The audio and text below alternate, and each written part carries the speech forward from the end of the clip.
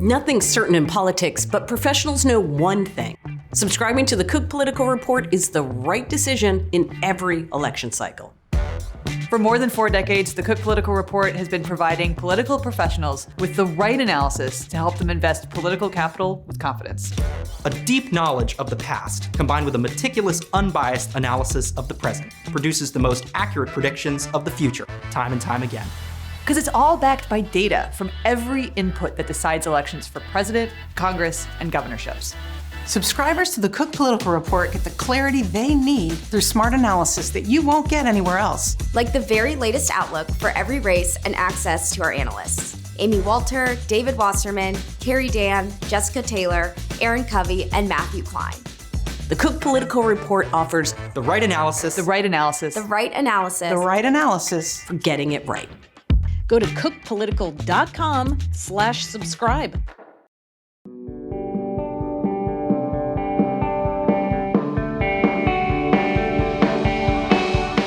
Hello and welcome to The Odd Years. I'm Amy Walter. Most of the political attention these days is centered in Washington, but there's a pretty fascinating primary contest happening just a train ride north of here in New York City. The Democratic primary for mayor of New York features a crowded field of Democrats, including some well-known names like former Governor Andrew Cuomo, who was forced to resign after multiple sexual harassment allegations against him about 4 years ago, and some new names like Assemblyman Zoran Mandani, a Democratic socialist who has little experience politically, but a knack for social media, and he also happens to have the support of another young, well-known New York City liberal, Representative Alexandria Ocasio-Cortez. In some ways, this race is very New York City, with storylines that could only happen there. In fact, the New York Times asked the all-important "what's your bagel order?" question. But there are also shades of the tension in national Democratic politics between the more pragmatic and more progressive wings of the party happening in this race. Plus, Donald Trump, an outsized influence in and on the city, is a big factor here as well. To make sense of it all, I sat down with Nick Fandos, who's covering every twist and turn of this race for the New York Times. He's the city's politics and government reporter. And he does a great job of making sense of this very chaotic contest. Early voting has already started, and the primary is on Tuesday, June 24th. We recorded this conversation on Wednesday, June 18th.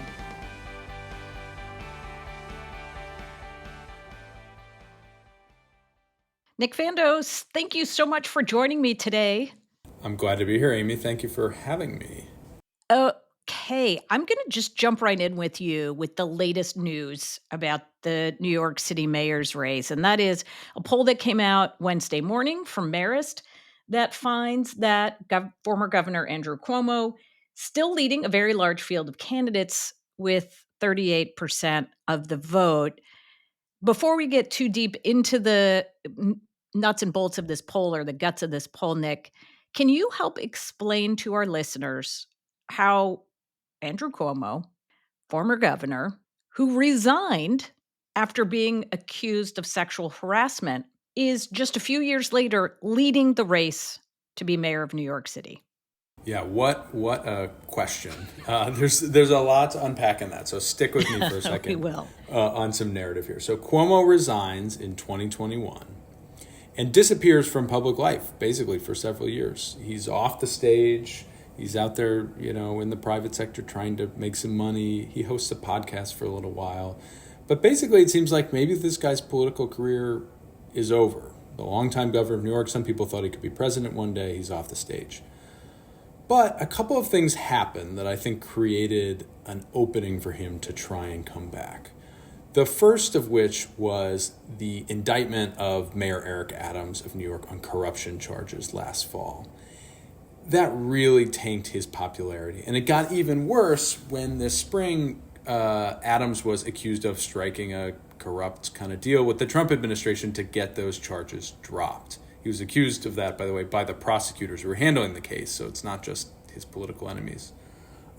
So that creates a real opening in City Hall. Adams decides, I'm not going to run in the Democratic primary. He is running this fall in the general election, but with a lot of damage and a lot of baggage. Around the same time, President Trump obviously wins the election, and it puts New York on a kind of more defensive posture, because this is, even though Trump performed a little bit better here last fall, this is still an anti-Trump city. It's still an overwhelmingly Democratic city where a lot of people are scarred from, his first term. And so it creates a desire, I think, a little bit for somebody who could stand up to him. And Andrew Cuomo thinks to himself, well, I've done that before, and I can plausibly convince voters I can do it again. So he decides, because of both of these things, to jump into the race, to give a go at a comeback.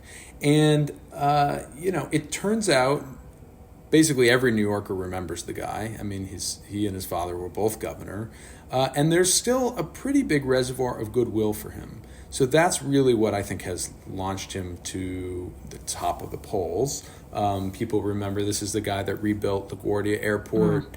He legalized same-sex marriage in New York. He's the guy who was on our TV screens every morning during those scary early days of COVID when President Trump, many people here in New York felt was not providing the kind of leadership that they wanted to see. So I think that's really the kind of positive case. And then obviously, as you mentioned, he's got all this baggage. Right. Is it that people don't give the baggage as much weight as they give the positive? Or is it, as you are pointing out, that what they really may say is, look, he's got a lot of baggage, but at least he's going to be able to punch Trump every day and fight back? Yeah. I think it may be all of the Yeah. above. One, I mean, just the passage of time always makes things seem less significant, right? Two, I think that the mores around these kind of accusations and around Me Too have shifted a little bit in the last 4 years, from 2021 to now. So I think a lot of Democrats who maybe were okay with seeing Cuomo forced out 4 years ago now look and say, well, look, President Trump's in the White House. He's been accused of far worse. We know this guy can do a job. And, maybe those things that were, we didn't like back then, that were real knocks against him, that he's a bully, that he's a, strong-fisted, can't get along with it. Maybe that's what we want right now. Maybe we want our tough guy to go head-to-head with Trump. So I think that all speaks for a big portion of the electorate. And then there's a big portion, it's why this poll shows the race is maybe a little closer than we once thought, that are just like, oh no, really? I'm so tired of this guy. Or they're really not past, all the accusations. All the against him. accusations. So we can talk more about that. Yeah, no, that's exactly what I wanted to do, because the next question I had for you was the person who's now in second place in this poll. He's State Assemblyman Zoran Mandani, and he has been in second for a little while, but in this poll, he's cut Cuomo's lead in half.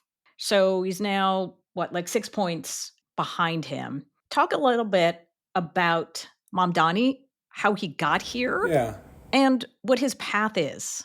Yeah, so if Cuomo's kind of return to the stage may be a surprise to some people outside of New York, Mamdani's rise is a surprise, I think, to everyone in New York. I mean, this is a guy who's been in the assembly for a little more than 2 terms. He's 33 years old. He's a Democratic socialist.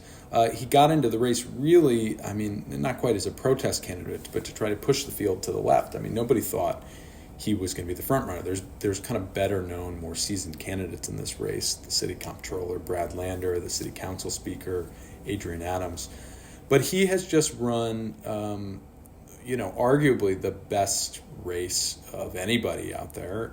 He has a very kind of focused, pithy, populist platform that focuses on free buses, on free childcare, on city-owned grocery stores, and freezing the rent. He says, I'm going to raise $10 billion in new taxes from the rich to pay for it. He's kind of a wizard of social media, has gone viral, and he's just been working really hard. And so we've seen this kind of steady rise in the polls to the point where now he is, still certainly trailing Andrew Cuomo, but in striking distance. And, in kind of the plus column for him, he has a very energized base of young voters and of progressives who, are volunteering and may come out in large numbers and kind of shift the electorate a little bit. Right.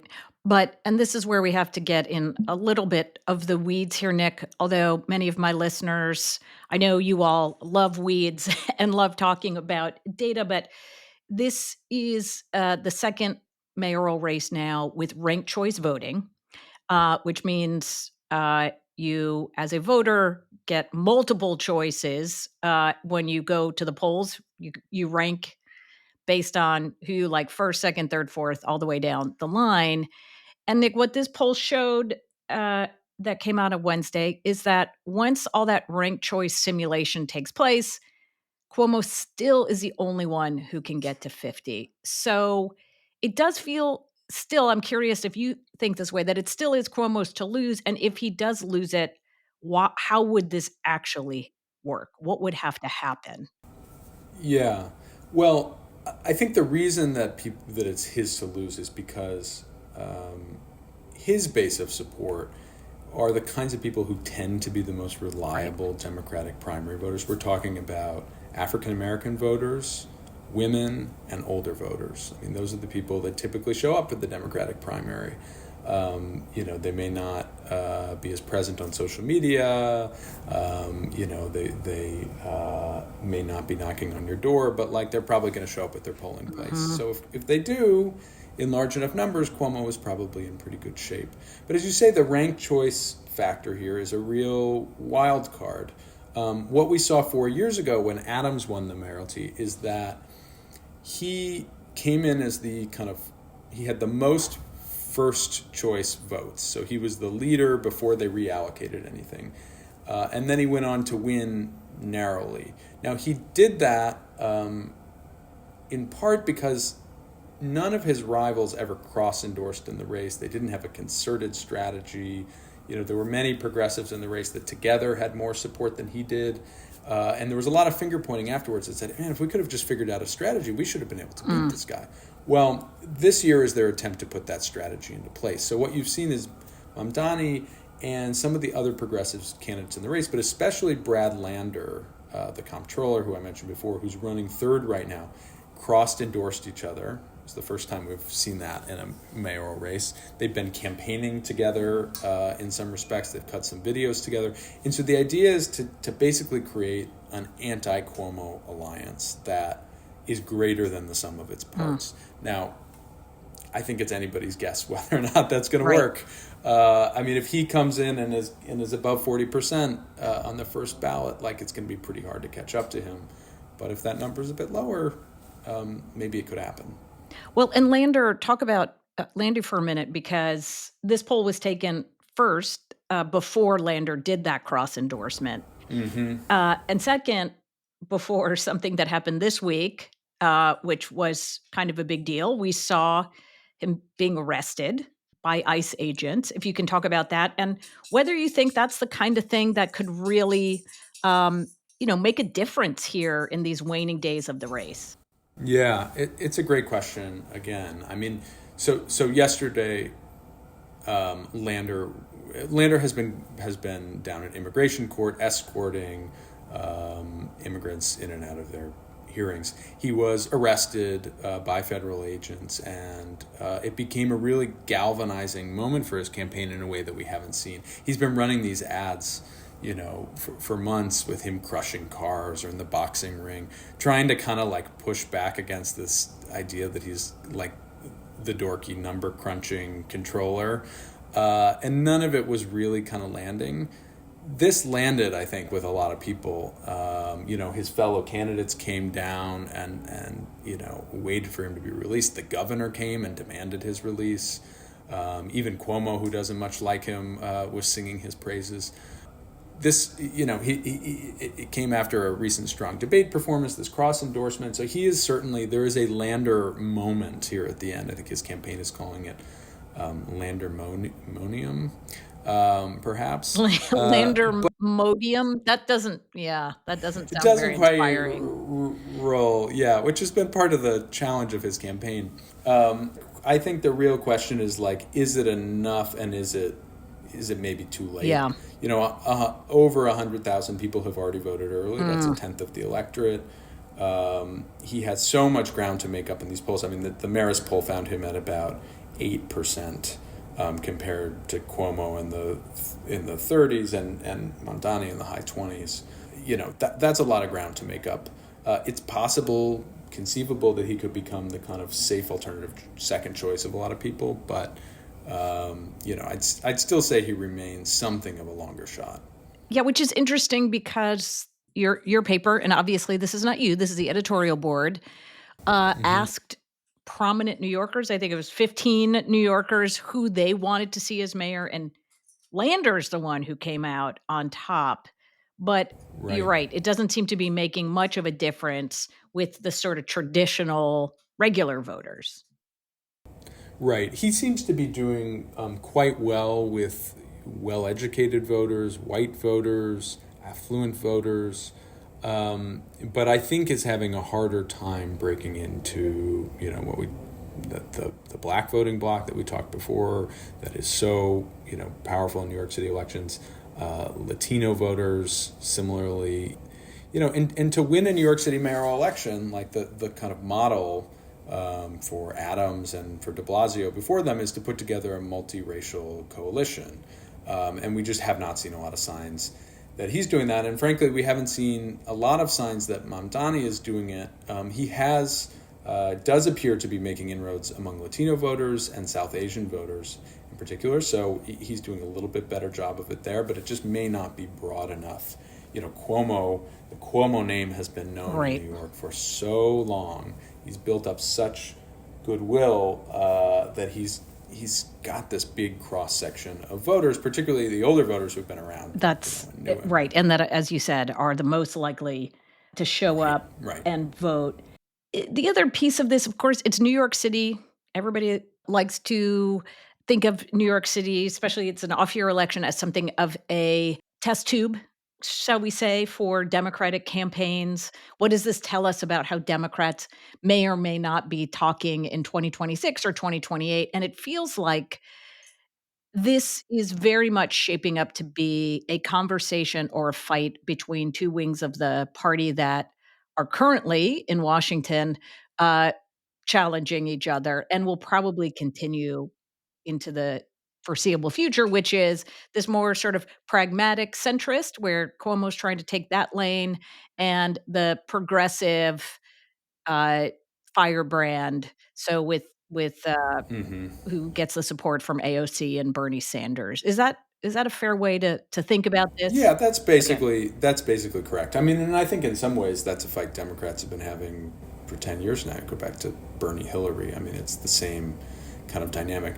I think, though, that there's two interesting things going on here, to your point about, like, what does this kind of tell us about where Democrats may be headed nationally? One is that the overall issues that both campaigns are talking about, these leading campaigns, they're proposing very different ideological solutions, but both Cuomo and Mamdani are very focused on pocketbook issues, on affordability, on public safety in some ways.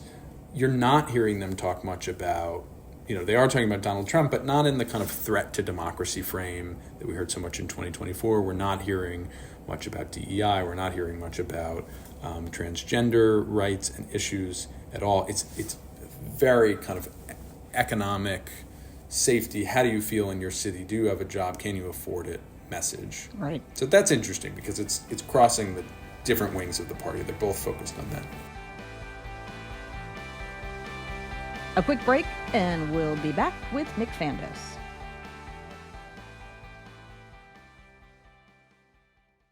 Did you know the Cook Political Report has a free weekly newsletter? It's called In Brief. Stay up to date on off-year elections, next year's midterms, race rating changes, analysis of the national political environment, and so much more. The link to subscribe to In Brief is in our show notes. It's easy and free. Where does Cuomo come down on how I'm going to help make New York affordable? As you said, with Mamdani, it's a lot of, we're just going to spend a lot of money. The city is going to spend a lot of money doing this by raising taxes on rich people. How does Cuomo get there? Yeah, so Cuomo's, proposals are, I guess you could say more kind of incremental or within the realm of things that have been done in New York. So he wants to raise the minimum wage in the city to $20 an hour. Mamdani wants to raise it to $30 an hour over time. But he says $20 is realistic. We can get it done. That's money in people's pockets. He wants to put, this isn't to the affordability question, but he wants to put 5,000 more cops on the street. Now, it's going to be hard to find 5,000 people to hire. The department's struggling with attrition, but that's a big goal. But then, his plan is to try and basically build a way out of the affordability issue, increase the supply. And so he wants a kind of revamped version of the public-private partnerships that have been the dominant way housing has been built in New York over the last decade. Plus, so basically very big development companies, build big buildings, and they get some tax benefits in exchange for including a certain number of below-market affordable units. He wants to do that on steroids. And just accelerate. And his basic pitch is like, I'm a builder. Like, I got the airport done. I got the train station done. I built bridges. Like, this is the stuff I'm really good at. Like, I want to go wild on this and do it. And so it's kind of an argument about experience and competence, not necessarily changing the formula of how this stuff gets done. That's right. I just wanted to say one other thing that stood out to me in terms of this bellwether stuff that I think is interesting, which is that the two candidates who have risen up, I think, are the ones that have the clearest, hardest critiques of the Democratic Party. Like, they're the ones who are running as fighters. So though they have totally different views, like, people are responding to them for the same reason, I think. They've got punch, they've got spark, and they're willing to say where their party screwed up. They have a theory of the case. And I think that for Democrats who are really beat down right now all over the country, it's tapping into something kind of psychological that is really interesting to me. That's so interesting when you say that they are coming in with the most pointed critiques of the Democratic Party. So talk about that for a minute. Where is Andrew Cuomo coming in on that? What is his theory of the case? Well, the funny thing is Cuomo is kind of running a little bit as an outsider in this race, which doesn't make sense because he's like the ultimate insider, but he was kicked out of his party 4 years ago, and he's kind of able to claim as a result, look, I left the stage, things were, we're doing basically, we were okay. And then we totally, we screwed up. Our party lost its way. We lost the White House. We went too far in one direction. We went, in his case, too far left. And so his argument is basically like, get rid of the purity test, get rid of the ideology, get rid of defund. All of that is a distraction. We stop talking to voters about the things that matter. The Democratic Party should be about making people's lives better and getting things done. That's what we've always been about, and particularly working people. And so he is very much making a kind of ideological case and then a pragmatic case about, like, we need to do the job well. I mean, we're familiar with this argument. You referenced it earlier. It's one of the arguments that's very popular right now among Democrats in Washington, across the country, trying to think this through. Mamdani, on the other hand, is making, I think, a more generational argument. Like, how could we trust the guy who's been around since the 1990s to fix all our problems? We need fresh ideas. We need fresh blood. And he's also saying, this is a time we didn't connect with voters, because we weren't talking about economic issues, but, like, we haven't been doing enough. We need to be bigger and bolder and go farther.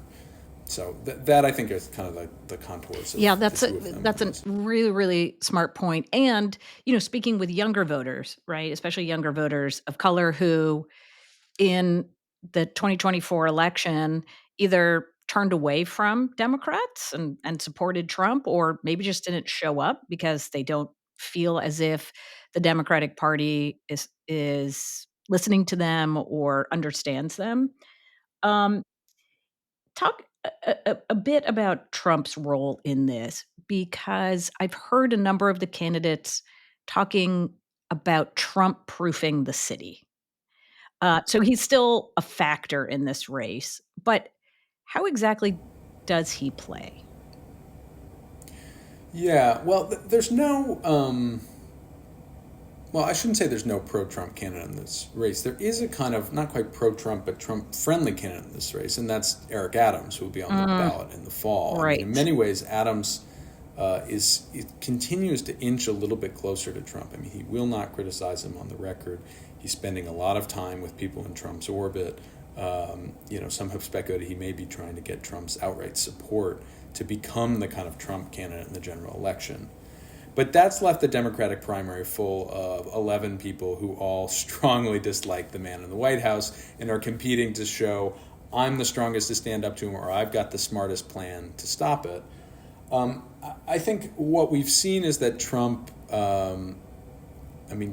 obviously kind of made his name in New York City, and I think wants to put his imprint on it uniquely, on its subway, on its streets, on its congestion pricing. On its congestion pricing. Right. And at the same time, it's like also just another part of blue America, of liberal America, like Los Angeles, that I think he wants to kind of push into submission. So there's different ways he could do that. Transit is a big one. The city's subways are heavily reliant on federal grant money, basically, for capital projects. Trump could try to turn that off and really put New York in a bad position. He could cut, Medicaid reimbursement. He could cut other large federal funding streams. I mean, he's already cut some, but he could do more that would cripple the city and the state's budget and force them into very painful cuts. So some of the things we're hearing about have to do with increasing reserves, trying to set money aside for a rainy day. Some of it has to do with preparing legal strategies, getting lawsuits ready to fight him. Some of it has to do with just who is the toughest guy in the room with him. I mean, that's kind of Cuomo's argument. So, it's a range of proposals. I think a lot of people want to show that they have a plan, but I mean, if we've learned anything from however many years of Trump presidency now, it's kind of hard to have a plan. Like, you don't know where exactly he's going to turn yet. And I think that there's a little bit of a fiction from these candidates that they can somehow come up with a magic formula that is going to protect everything that New York holds dear, that's going to prevent him from pulling. Oh, there's no doubt about immigrants that. out of their shops. Yep. All of that. Yep. It's not that easy. There's no doubt. I guess the question is whether Democratic voters are clearly looking for a certain type of person to work with Donald Trump, right? That in that mayor, they see someone who can either, as you said, push back, be the tough guy in the room with the tough guy, or can be clever enough, nimble enough to deal with him. Yeah.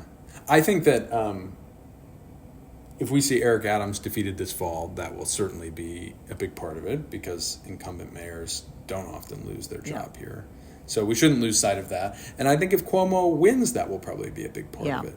Now, if Mamdani wins or somebody else pulls ahead, I think that we'll have to reconsider, like, what was it that was particularly appealing about that, or how high did that factor rank? Because it seems pretty clear that, like, if you want someone who has gone toe-to-toe with Trump, who is tough, who comes literally from the same world, from Queens, up through the rough and tumble transactional world of New York politics and business and everything else, like, Cuomo is the guy. But if I think where Mamdani, actually, just add, has been maybe successful in trying to undermine some of that, is saying that, like, maybe these guys are actually too similar. They're cut from the same cloth, and that Cuomo's scandals, maybe he looks tough next to Trump, but it's the same qualities that have led him to get into trouble time and time again, and in Mamdani's formulation, to basically sell out to corporate interests, to take a kind of more moderate approach that has been less progressive. And if that argument ends up really resonating with enough people and prevailing, it may effectively kind of get him there. This is a reminder, and I knew I had to ask you about this at some point, but a reminder to help us understand how is it that Adams could still be in this race, right? So talk to us about what happens after this primary. We know that traditionally Democrats win the mayoralty in New York. Whoever wins this primary is going to be the front runner, but it doesn't end after June 24th. Right. So in the general election, let's start by saying ranked choice voting goes away. So it's just a traditional, you get your piece of the pie kind of thing. And that matters because you will have potentially 4 or 5 candidates on the ballot who could draw significant votes. So you'll have Mayor Adams, you'll have the Republican Curtis Sliwa, who does have a loyal following. He's not a particularly Trump Republican. He could never win head-to-head with a Democrat, but could garner some votes. You'll have the winner of the Democratic primary, but the wrinkle in that is that Cuomo has also petitioned to have a third-party ballot line and has basically said, if I lose the Democratic primary, I'll see you in November. I'm going to be there again. And the Working Families Party, which is the kind of left-leaning party in New York, also has its own ballot line. And they've said, we're strongly considering, if Cuomo wins the Democratic primary, putting somebody up against him. That could be Mamdani or it could be Lander. And so you could see there's also a fifth independent candidate who's a pretty well-respected lawyer, though he's not super well-known in the city. You could see these candidates each having a different lane. And I think the kind of very bullish argument for Mayor Adams is that in that kind of environment, if you had basically two other Democrats splitting the left and the center of the Democratic Party, and you had a Republican who President Trump doesn't like, Adams could become kind of both the Trump candidate in the race, plus also the candidate for potentially the Orthodox Jewish community, which he has kind of attended to with diligence over the years and is a large voting bloc in New York City that has not abandoned him.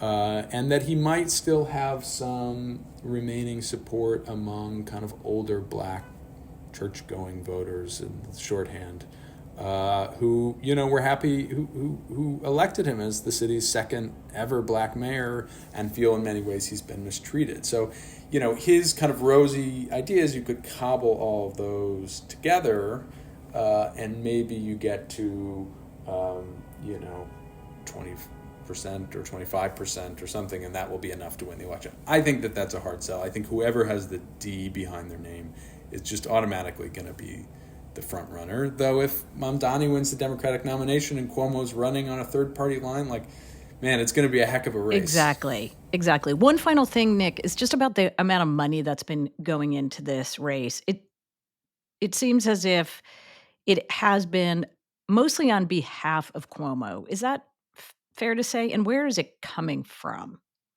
Yeah, that's right. New York City has a robust public financing program. So most of the candidates have real money to spend. But Cuomo is the only one that has kind of substantial outside spending on his behalf. So there's one primary super PAC that's set up by his longtime right-hand man and has raised about $20 million so far that it's spent on ads on his behalf and dumping on Mamdani.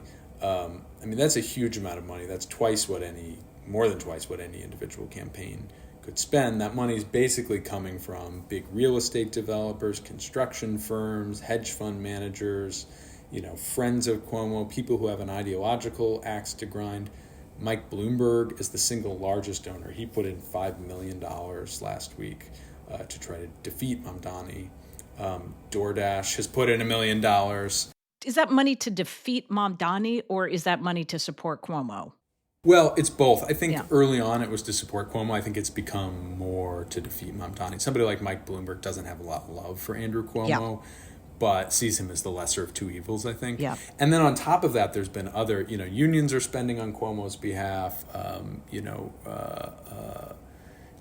big landlord group is spending millions on his behalf. So there's a lot of money kind of sloshing around from special interests that, have a stake in getting this guy elected and, as you say, in defeating the Democratic Socialist. Nick, this has been wonderful. I really appreciate in such a busy time you taking the time to walk us through this. We will be following everything you write up through the 24th and beyond, because as we just discussed, this race is not over even after the June primary is over. It's been fascinating. Thank you so much. Thank you, Amy. It was great to catch up. Thank you so much for listening to The Odd Years. If you liked what you heard or want to make a suggestion, leave us a review or recommend us to a friend. You're our best way to get the word out about what we do. And if you want more from the Cook Political Report, consider becoming a subscriber. Go to cookpolitical.com/subscribe. Listeners can use the discount code ODD10, that's ODD, the number 10, to save 10% on any subscription. This offer is available only to new subscribers. The Odd Years is brought to you by the Cook Political Report and is produced by Becca Kaufman.